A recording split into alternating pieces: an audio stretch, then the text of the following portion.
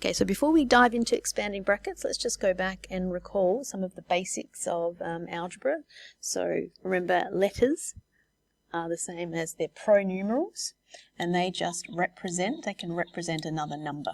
Okay, so just letters, and it could be a symbol, it doesn't even have to be a letter, right? Instead of using A's or X's, I could use, one star plus another star. Well, that's going to be 2 stars. So just symbols that represent numbers. Normally we use letters and they are called pronumerals.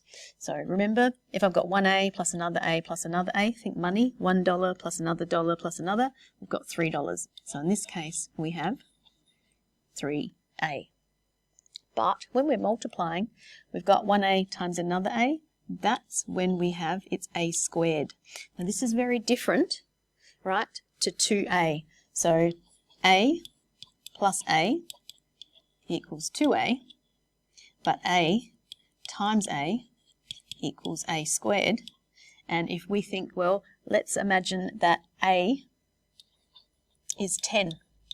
Okay, so 10 plus 10, if we're thinking money, that would be $20, but 10 lots of $10. So 10 times 10, 10 squared, that's 100. So these are very different values. So you can't mix up, right? 2A and A squared, not the same thing. Really important. All right, what if we have A times A and then we times another A? Now you should remember this from your index laws, but that's when we get A cubed. Right? And we've got 5B times 2B. What do we do there? Well, we ignore the letters for now. We look at the numbers and we go, well, what's 5 times 2? So that's 10. And then we look at the B's, and B times B, we know that's 10. We know that's B squared. Now you could write times B squared, but we don't want to write that times in there. We want to write the least amount possible. So we just say 10 times B squared. And of course, if I was to add these together, so let's go 5A, take 3B plus A, and then let's go plus 2B. Can we simplify this? This is when we have to gather our like terms. So we've got like terms of 5A and A, so that becomes 5A plus another 1A. How many A's have we got altogether? That would be 6. And then you're going to look at the B's, and you've got to look at the number, so make sure that you do look at the number in front of, or the sign in front of B. So what's minus 3 plus 2? So it's minus 3 degrees and it increases by 2 degrees, so it's still minus 1 degree, right? So you can put minus 1B, but again that looks a bit silly. That is just the same as minus B. So why do we need to do all this? Because now we're going to look at and remind yourselves about how to expand brackets. Okay, so let's apply it now to this. So remember the brackets, you have to do that first, but we can't do anything with x plus 2 because they're not like terms. So we're going to have to expand that bracket. This space here means it's a time, so we're going to multiply everything inside the bracket by that 3. So 3 times x, we're not going to write 3 times x, right? Too much effort. We're just going to write 3x. And then we have to do 3 times 2. So we look, there's a positive, there's nothing in front of the 3, so it's a positive times a positive means it's plus. And 3 2's are 6. And that's it. We leave it like that. Okay, we try and get you thinking a little bit more here. What happens if it's a negative 4 times 2? So what's a negative times a positive? Right, a negative times a positive is negative. 4 2's are 8. And then we've got x. Then we have to times the minus 4 by minus 5. And what happens when you've got a negative times another negative? So 2 negatives make a positive. So 4 5's are 20. Now, if you've forgotten that from last year, that's okay. All right, maybe pop down on your page when you're doing these. If you've got a positive times a positive, that's going to give you a positive answer. If you've got a negative times a negative, that also gives you a positive answer. So same sign, positive. Okay, same sign. And you're multiplying or dividing, right? Same sign, we get a positive answer.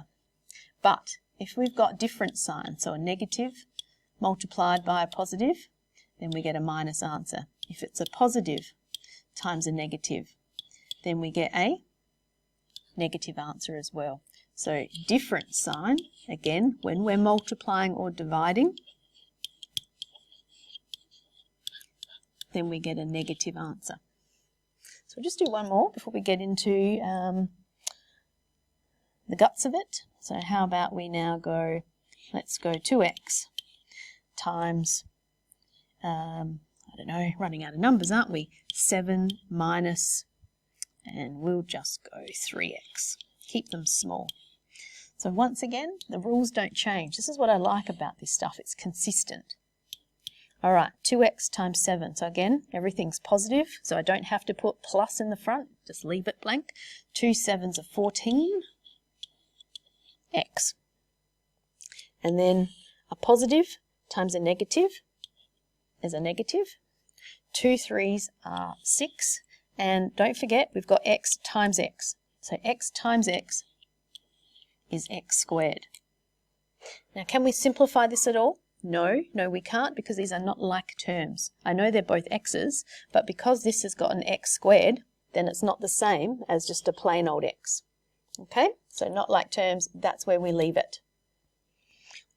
So now it's time for you to do some work where we're going to combine them together. Now we're jumping in at exercise 5A in your textbook. Okay, page 90 now.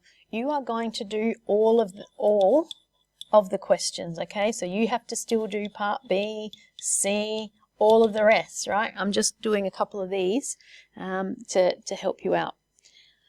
Looks a bit scary because there's 2 of them, but it's the same thing, okay? So if you wanted more practice, you can go and do question 3, question 2, question 1, but we're diving in here because it is meant to be revision. So we're going to do it the same. You can see it's 2 questions in one. So we're just going to go 2 times x, right? 2x.